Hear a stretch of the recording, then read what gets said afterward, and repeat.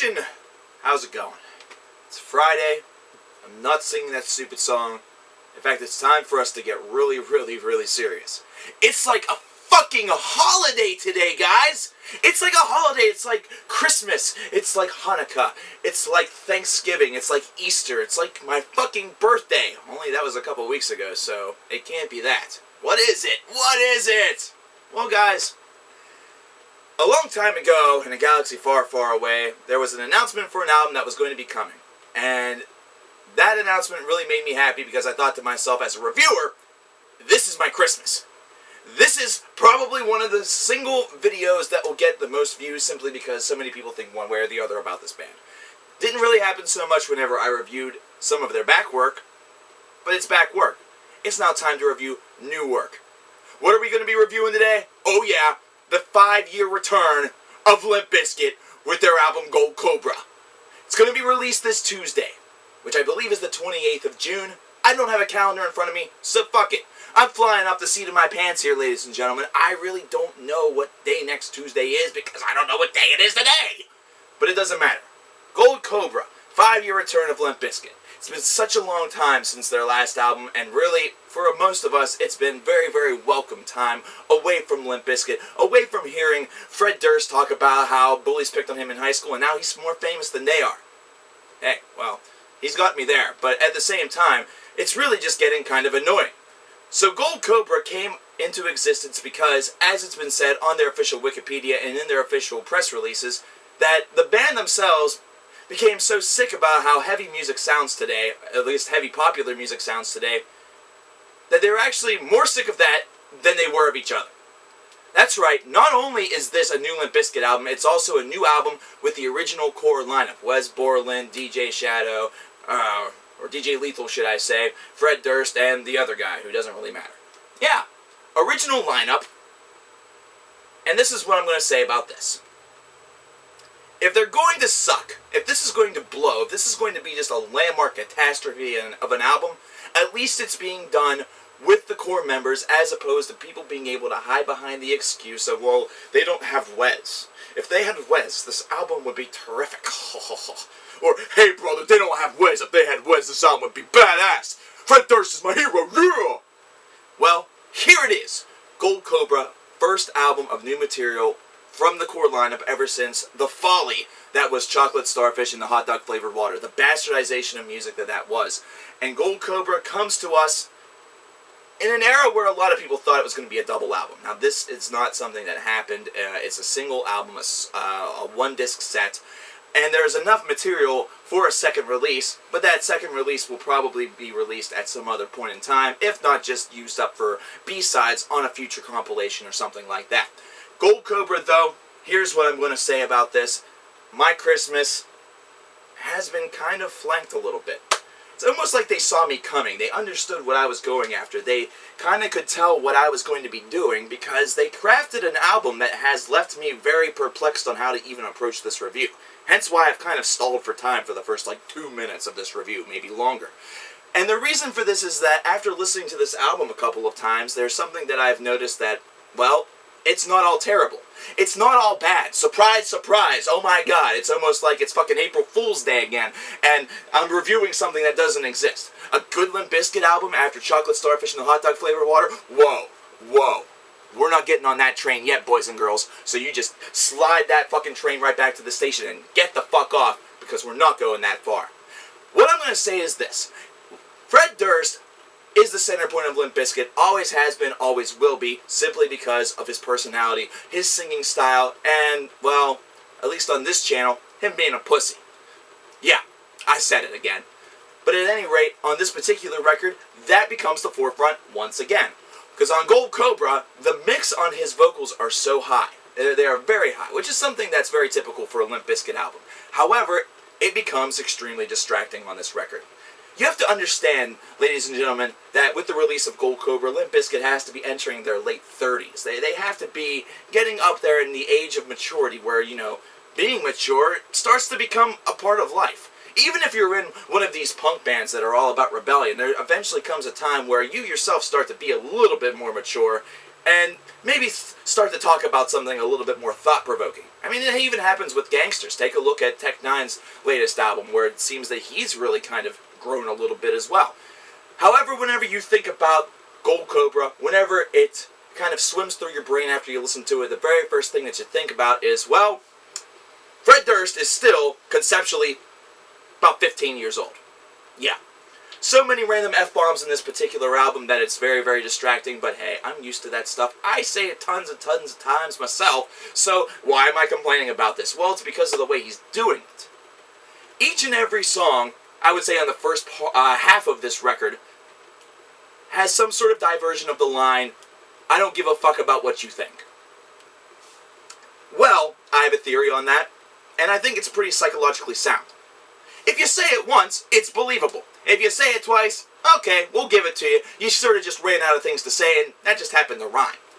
But you start to do it multiple times, and not only multiple times on multiple tracks, but multiple times within the same track. Yeah, you're actually saying it so much that you're trying too hard, which actually means you give two fucks. Which means that if Gold Cobra gets terrible response, if Gold Cobra really just gets shit on by the critics, there's a good chance that Fred Durst might kill himself. Yeah, that's what I'm going to say about that. Secondly, the fact that his lyrics and his vocals are so high in the mix are really taking away from the fact that this band has actually gotten a little bit better. Yeah, they've actually got a couple more tricks up their sleeve. Wes is able to really, I guess, amp it up a little bit. He really wanted to do this. He was really behind this idea because he's throwing in solos that are actually kind of impressive. Not to mention, everything that he's able to accomplish is very catchy with the exception of one track, and that track happens to be track number 2. Which is like Welcome Back, or it's one of those stupid songs. It's almost like this album has 2 intros, because the first song is just an intro, and the second song is just so bad. In fact, I think that I've heard something better constructed by a local band here in Uniontown, or anywhere else in Saint Anywhere, USA.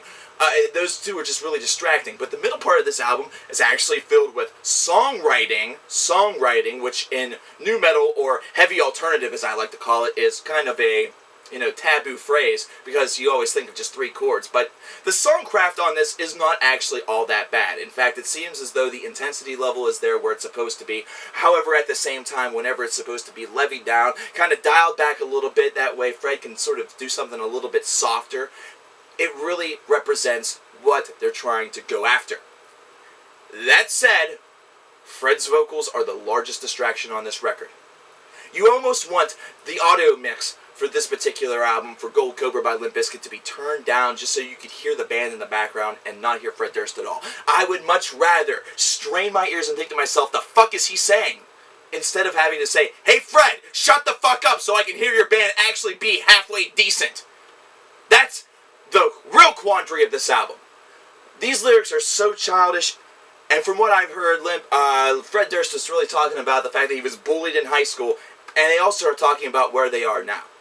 Listen, if you have to talk about where you are, the fact that you're more famous than all those people that picked on you whenever you were a kid, now for 5 or 6 different records, I would say you're in a bit of a writer's slump.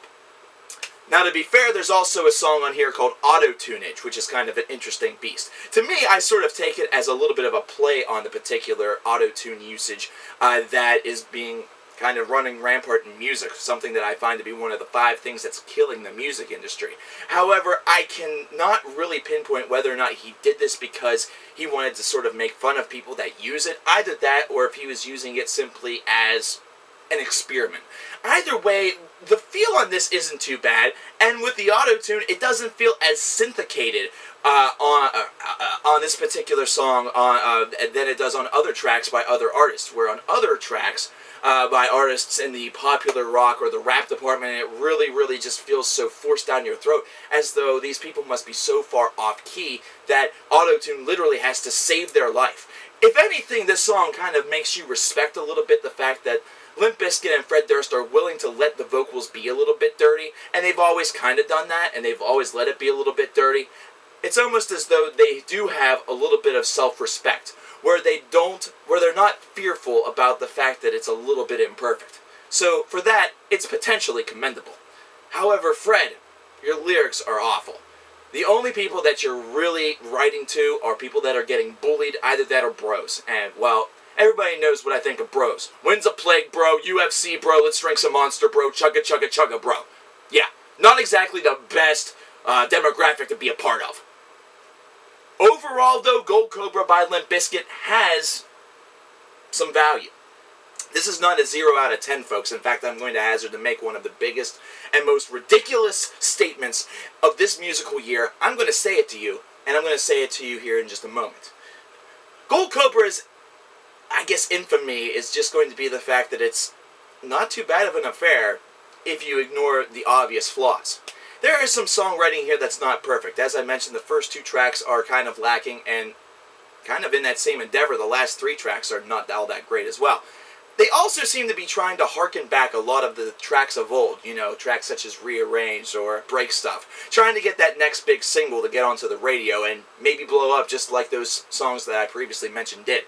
And it's something where it works in small doses, but at the same time you're kind of aware of what they're trying to do. You're not exactly making something new for a new generation, Limp Bizkit. This is just something that's a rehash of the old, and it doesn't work nearly as well. It's not as potent because it's not really new.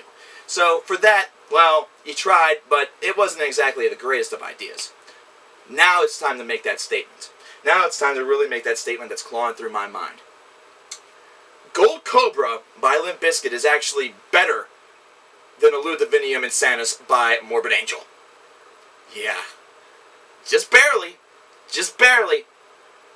But at least with this album, I knew what I was getting myself into. At least with Gold Cobra, I knew exactly what to expect, and I was not disappointed. I wasn't disappointed in what I was going to expect. However, if anything, I was pleasantly surprised in small doses, in small droves, as to the steps that this band has made to try to improve their sound. So, all in all, I'm not sitting here bashing this record.